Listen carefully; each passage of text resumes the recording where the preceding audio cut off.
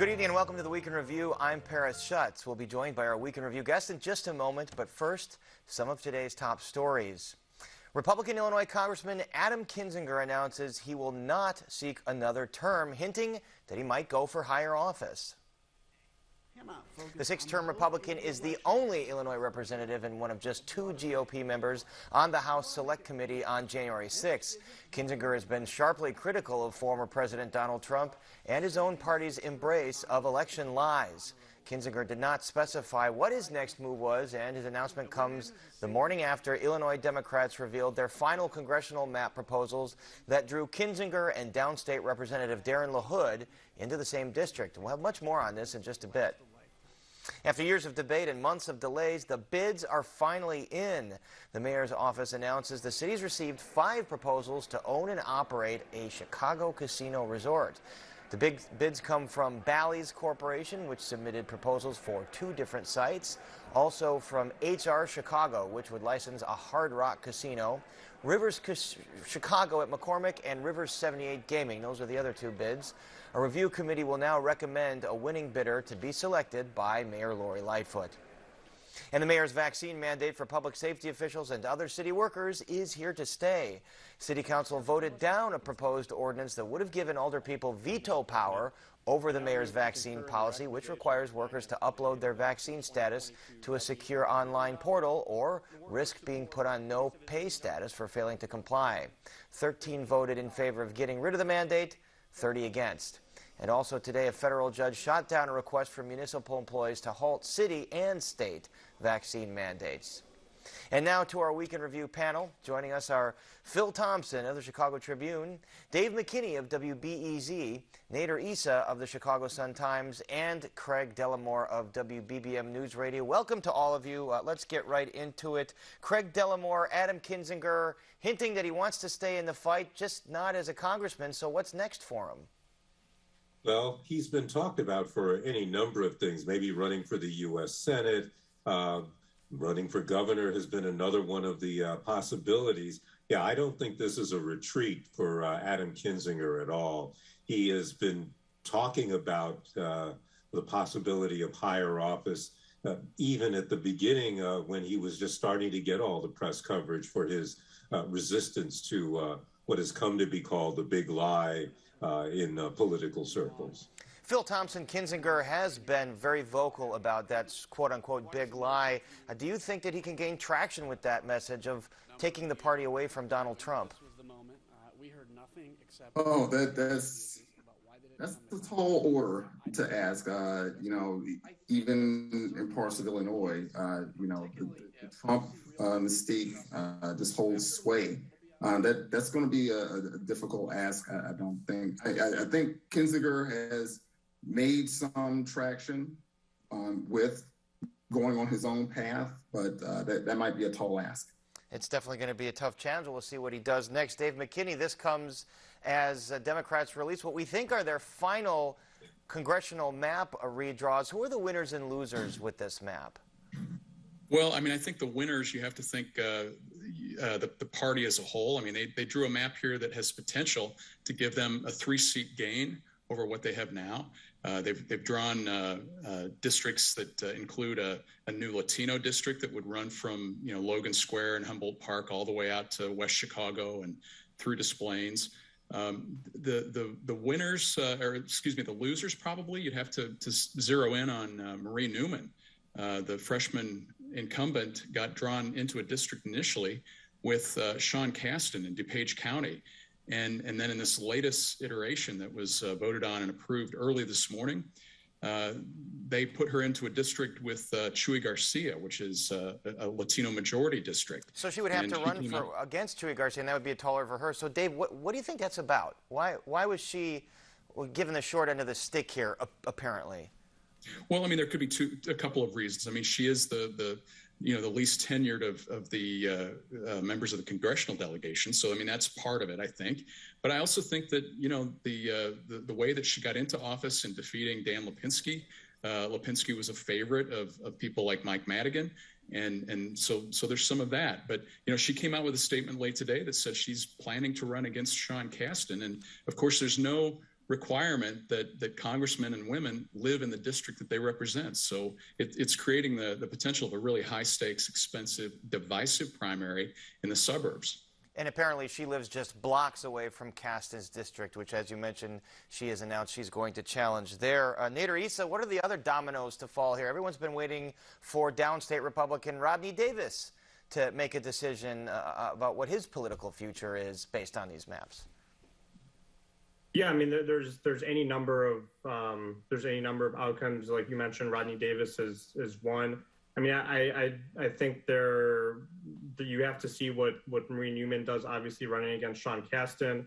Her statement today that they've mentioned, she said they're making us run friends against friends, Democrats against Democrats, and she's sort of having to go in as a leader of the Progressive Caucus and put up another fight.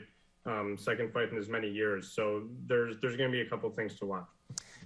Craig Dellamore, do you think there's still going to be blowback from some of these groups suing Democrats over these maps, namely Republicans, obviously, but also MALDEF, the Hispanic Latino organization, or are they going to be happy now that there are more Latino districts in this latest map?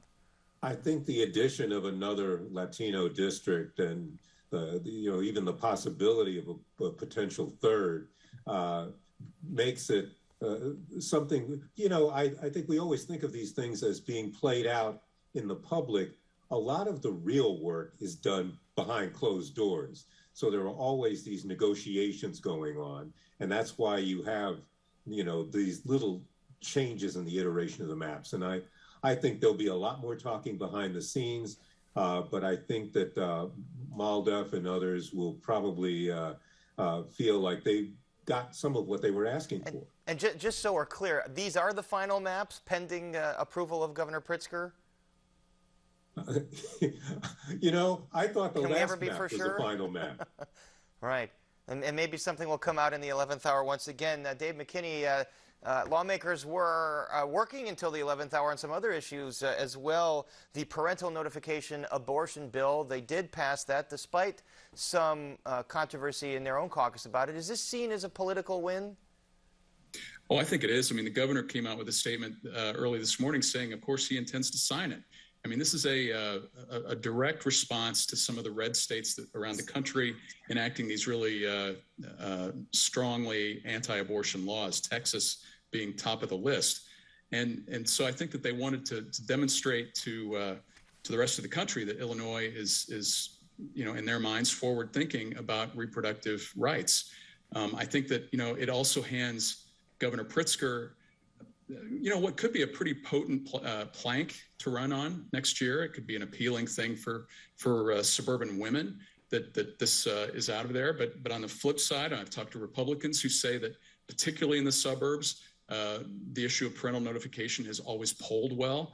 So, I mean, it's an interesting thing. It could cut both ways, but the Democrats certainly see this as a victory. So there could be some blowback in maybe moderate suburban areas where parents are like, hey, we deserve a voice here. We'll have to wait and see how that plays out. And Dave, also an amendment to the Healthcare Right of Conscience Act. Explain exactly what they did to that.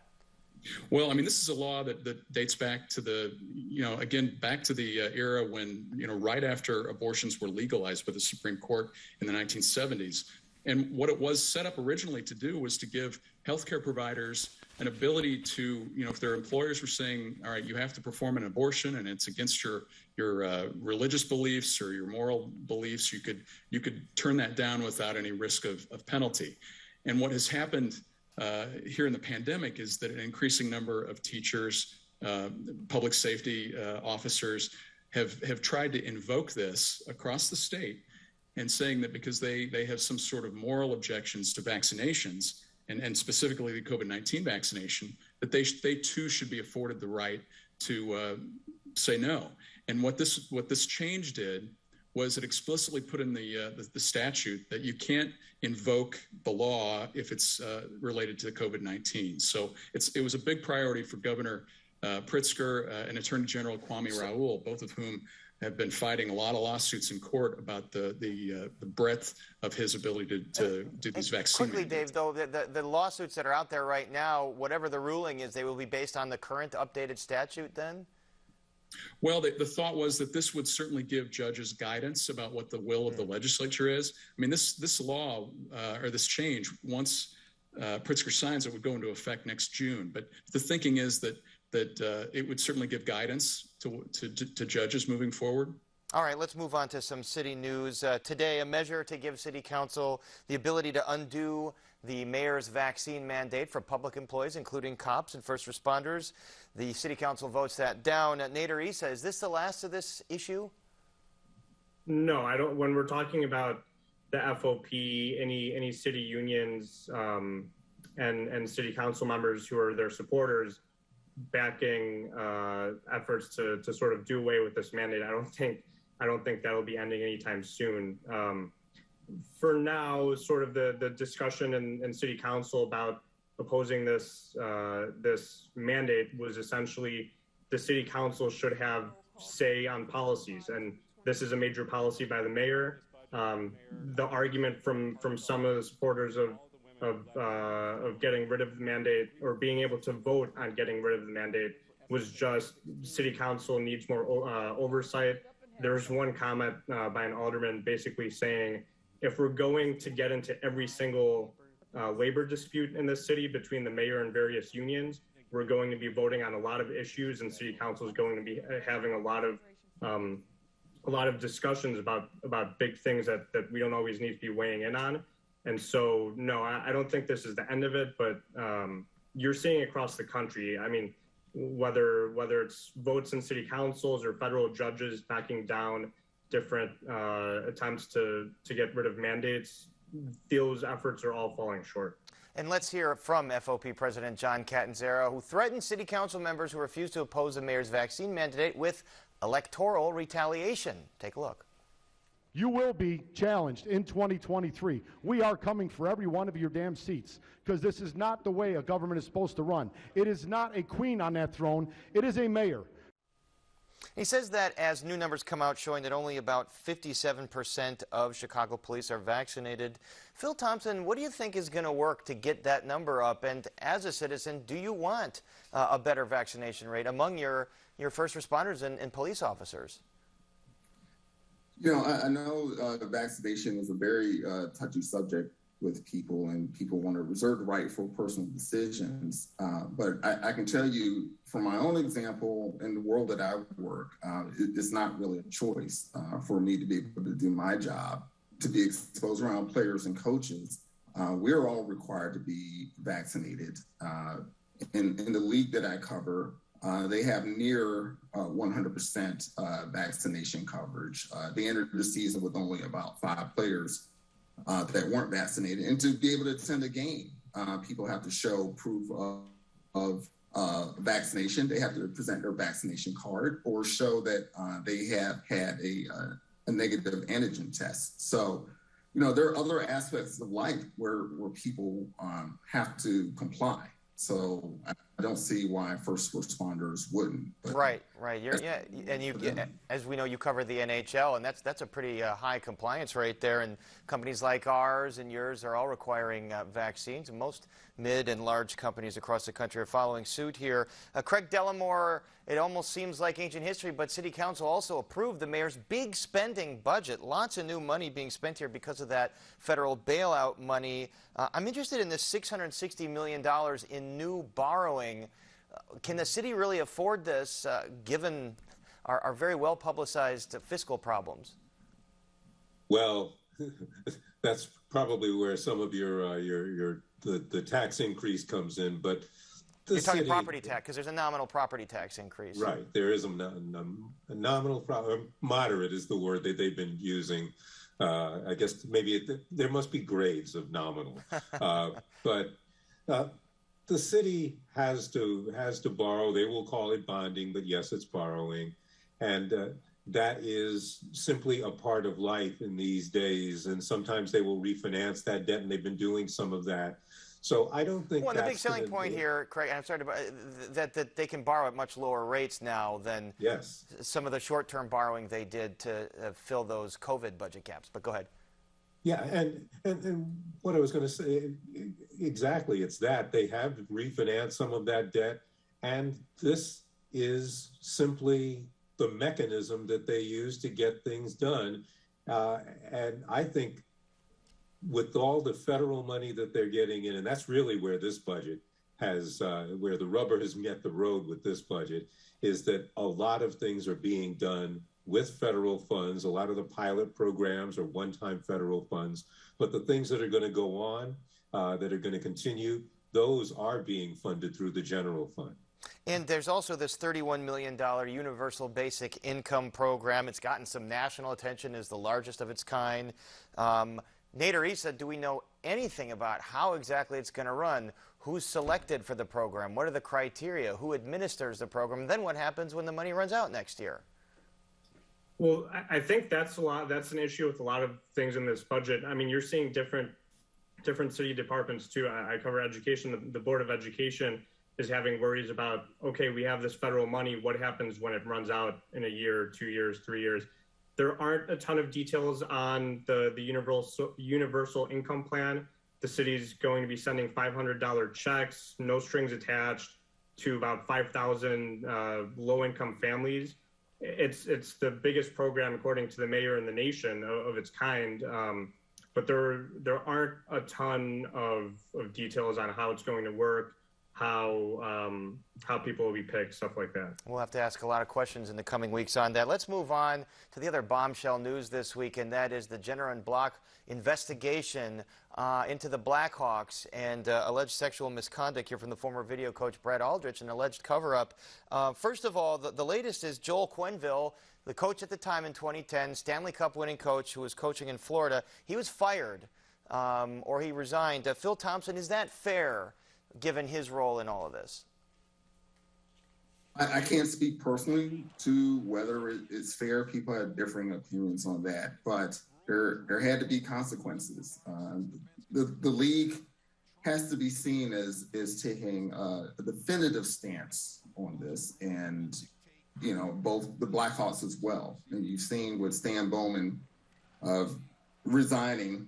You can argue whether he was forced to resign or he came to that decision himself. You could expect no less of Quenneville.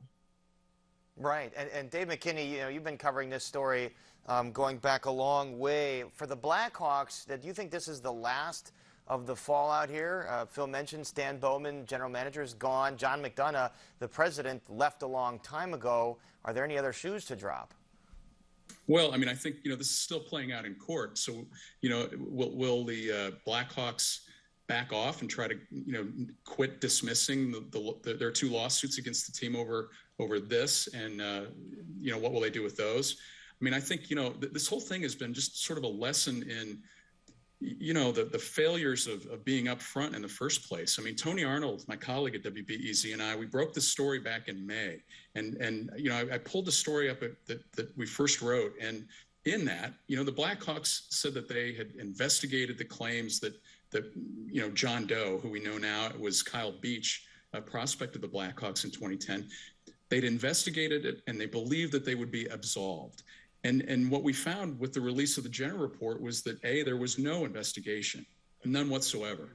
And it just was flat out like a mistruth, I think, about what happened. I mean, the Blackhawks deserve a fair amount of credit, I think, for commissioning this report and for making it public, because the report was explicit, it was damning, it was what really has kind of led all of these dominoes to fall.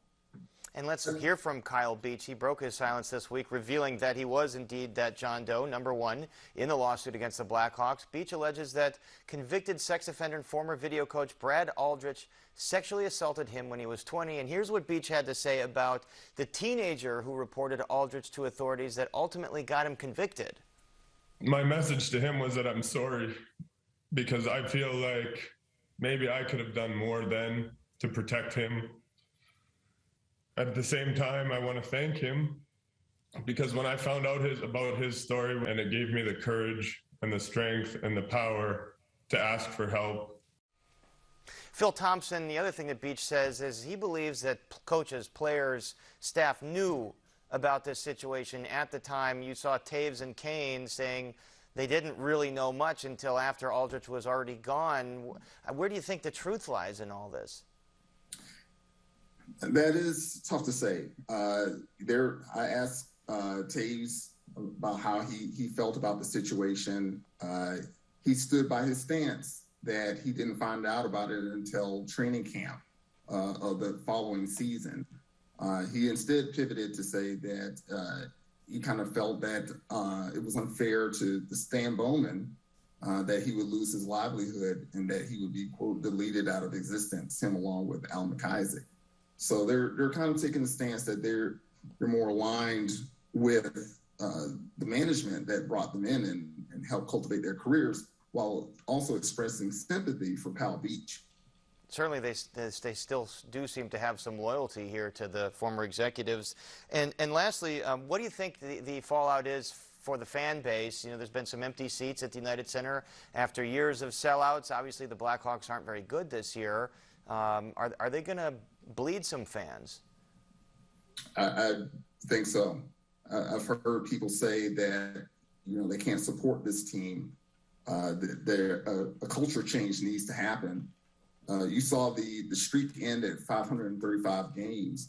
And I know from that staff and the players, they held that sellout streak in reverence. And to see that end, it's very telling. Yeah, and that team definitely captured the hearts of the city in that championship run. Let's move on to some CPS news. The big news today, shots are about to be authorized for kids 5 through 11. Nader Issa, is CPS ready to roll out a program to get students vaccinated? Yeah, they say they're working on getting shots available to kids as soon as possible. The first shots might be in kids' arms next week. The city's expected to get about 100,000 doses. They were calling them kid-sized doses. It's a little smaller than the ones all of us took months ago. But yeah, they say they're rolling out a plan. They already have some infrastructure available. Obviously, kids 12 and up have already been able to get shots. And so a lot of those sites, a lot of those mobile vaccination clinics, all of those places that are already taking people in for vaccines are now going to be able to accept younger kids. And of course, the new CEO, Pedro Martinez, is off and running. Craig Dellamore is a little bit made of his salary. That's pretty good, $340,000. That's $40,000 more than his predecessor, Janice Jackson, made. Why do you think the board approved such a high salary?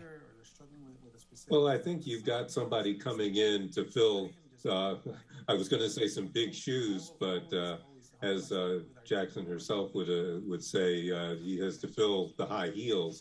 But this is a job that has got to be one of the toughest in the country as far as running educational systems are concerned. And you're following a legend. I think you need to have a higher salary even to attract someone into a situation like that. So I think the board did it because they know they're getting a highly regarded school official, and he has hit the ground running. He's done it with confidence, and he is basically putting himself in front of reporters and in front of the public quite frequently. So he seems ready to try and fill that role and make the impression that I think the mayor wants him to. And indeed, he was on this program earlier this week, and we looked at some statistics. I mean, that salary for the CEO has gone up about $100,000 in the last 5 years, although the salary he's at now is commensurate with other big market school systems. And Nader Issa, this is a school system that continues to lose students. When is the bleeding going to stop here? I don't know that it is anytime soon unless CPS does something to get ahead of this. You look at the enrollment data this year, it dropped again by 11,000. CPS is at 330,000 students. A decade and a half ago, it was at around 440,000. I mean, they've lost over 100,000 students in the past 15 to 20 years. It aligns with the overall population loss Chicago has faced. But the most troubling part about these latest numbers this year, CPS isn't seeing kids going into kindergarten. It's not seeing kids go into into pre-K like it was before the pandemic. That's how you get students into the system, growing up in it, moving on to middle school, high school. Once sort of you're not feeding into the system early on anymore, it has troubling signs for years to come, the next 5-10 years. And that's the new CEO, Pedro Martinez, that's what he said he's focusing on, is how do we stop this? I want to go neighborhood by neighborhood, see the different reasons. But it's just a troubling sign, not just for right now, but years ahead. One of the chief challenges that Pedro Martinez, the new CEO, is going to face, and as Craig mentioned, a very difficult job. And you all did a great job, but we are out of time, so our thanks to Phil Thompson, Dave McKinney, Nader Issa, and Craig Delamore. And that's our show for this Friday night. Don't forget, you can get Chicago Tonight and the Week in Review streamed on Facebook, YouTube, and our website, WTTW.com/news.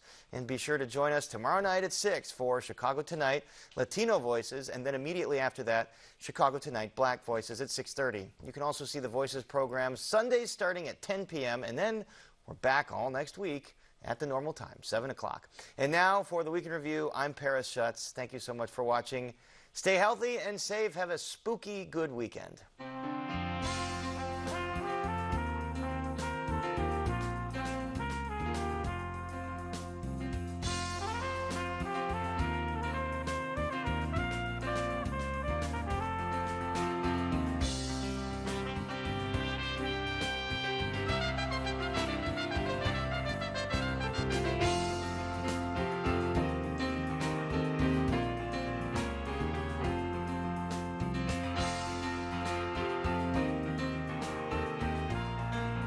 Closed captioning is made possible by Robert A. Clifford and Clifford Law